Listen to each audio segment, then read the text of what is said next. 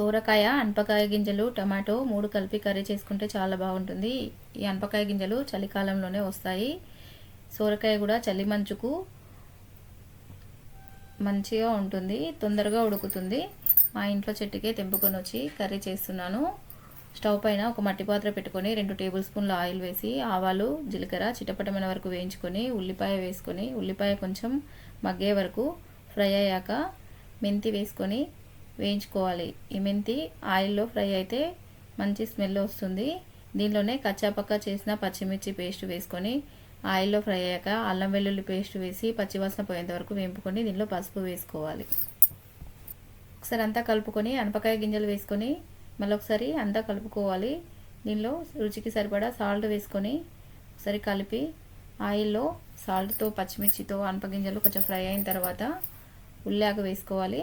దీనిలోనే సొరకాయ ముక్కలు వేసుకొని పచ్చిమిర్చి పేస్ట్ మొత్తం సొరకాయ ముక్కలకు పట్టేలా కలుపుకొని టమాటో ముక్కలు వేసుకొని కలుపుకొని కొంచెం మీది నుండి కొత్తిమీర వేసుకొని కొన్ని వాటర్ వేసుకొని ఒకసారి అంతా కలిపి మూత పెట్టుకోవాలి.